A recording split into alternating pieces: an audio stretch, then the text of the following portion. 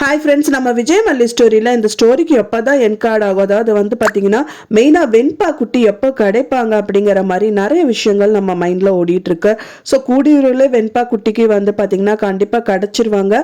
So அது இல்லாமல் வேறு ஸ்டோரி தான் மூவ் ஆகும் அப்படிங்கிற மாதிரி தான் தெரியுது. மெயினாக வந்து பார்த்தீங்கன்னா போன எபிசோடை பொறுத்த வரைக்கும் வெண்பா காணாமல் போனது பெரிய பிரச்சனையாக வந்து உண்டாக்கணும்னு சொல்லிட்டு இந்த ராஜி வந்து பெரிய விஷயமா வந்துட்டு மல்லி தலையில் நிறைய விஷயத்தை ஏற்றி வச்சுட்டு இருக்காங்க. ஸோ இப்போ அவங்க கன்சீவ் ஆன விஷயத்த கூட சொன்னால் விஜய் கண்டிப்பாக ஏற்றுக்க மாட்டார். ஸோ இந்த டைம் வந்து ரைட் டைம் இல்லை அப்படிங்கிற மாதிரி தான் மல்லி நினச்சிட்டு இருக்காங்க.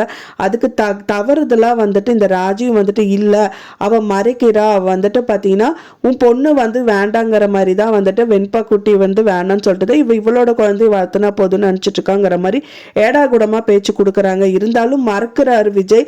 பட் ஆனால் இதுக்கு எல்லாத்துக்குமே எண்டு கார்டு போட்டால் தானே நல்லா இருக்கும் அப்படிங்கிற மாதிரி தான் தெரியுது.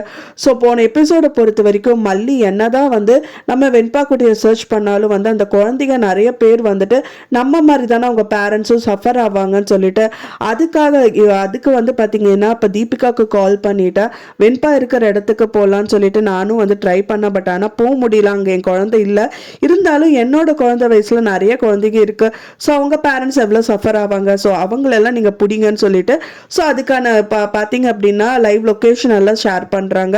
ஸோ இது மூலிமா ஸ்பெஷல் ஃபோர்ஸ் அரேஞ்ச் பண்ணி தீபிகாவும் வந்துட்டு அந்த இடத்துக்கு போய் அவங்கள அரெஸ்ட் பண்ணுறதுக்கு ரெடியாக இருக்காங்க.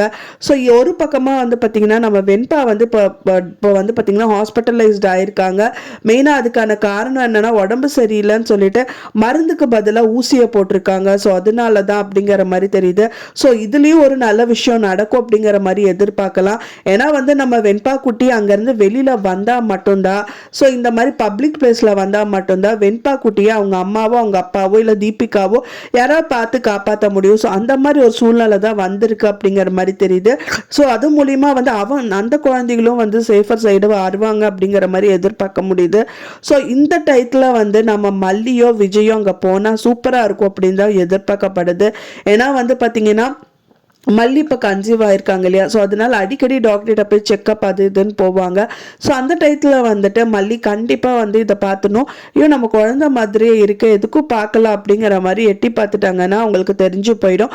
ஸோ வெண்பா தான் படுத்துட்டு இருக்காள, அவளை காப்பாற்றணும் அப்படின்னு சொல்லிட்டு தீபிகாவுக்கு கால் பண்ணிட்டு இங்கே பாருங்க என் பொண்ணு கிடச்சிட்டா, நீங்கள் டைரெக்டாக இந்த ஹாஸ்பிட்டல் வந்தீங்கன்னா அவங்கள பிடிச்சிடலாம் அப்படின்னு சொல்லிட்டு கால் பண்ணால் சூப்பராக இருக்கும். ஸோ அதுக்கப்புறமா வந்துட்டு பார்த்தீங்கன்னா அவங்க கேங்கையே அரெஸ்ட் பண்ணிட்டா நல்லாவே இருக்கும்.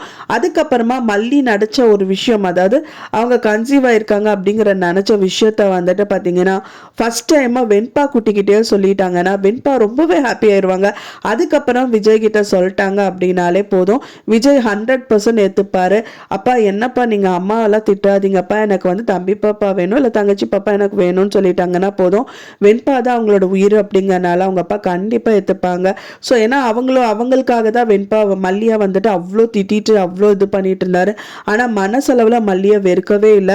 என்னன்னா மல்லிக்கு எங்கேயாவது போய் அவங்க சிக்கிட்டாங்கன்னா யாரு கஷ்டப்படணும்? இப்போ வந்து விஜய்னாலையும் ஹெல்ப் பண்ண முடியாத ஒரு சூழ்நிலையில இருக்காருன்னு தான் அவர் வேதனைப்பட்டுட்டு இருக்காரு. ஆனா மனசளவுல வெண்பா மட்டும் கிடைச்சிட்டாங்கன்னா போதும், ஸோ மல்லி அவங்களோட குழந்தை எல்லாமே டோட்டலா ஏத்துப்பாங்க அப்படிங்கறதுதான் மல்லியோட எண்ணமும் கூட. ஸோ இந்த மாதிரி ஒரு விஷயம் நடக்கணும் அப்படிங்கறத எல்லாரோட எதிர்பார்ப்பும் கூட. ஸோ நீங்க என்ன நினைக்கிறீங்க அப்படின்னு சொல்லிட்டு உங்களோட கருத்துக்களை மறக்காம எனக்கு கமெண்ட்ல ஷேர் பண்ணுங்க. நான் சொன்ன இந்த தகவல் உங்களுக்கு பிடிச்சிருந்தா மறக்காம லைக் பண்ணுங்க, ஷேர் பண்ணுங்க, கமெண்ட் பண்ணுங்க, சப்ஸ்கிரைப் பண்ணுங்க. மேலும் இன்னொரு மல்லி சீரியல் அப்டேட்டோட நெக்ஸ்ட் மீட் பண்றேன். தேங்க்ஸ் ஃபார் வாட்சிங் மை டியர் ஃப்ரெண்ட்ஸ். நெக்ஸ்ட் வீடியோல பார்க்கலாம்.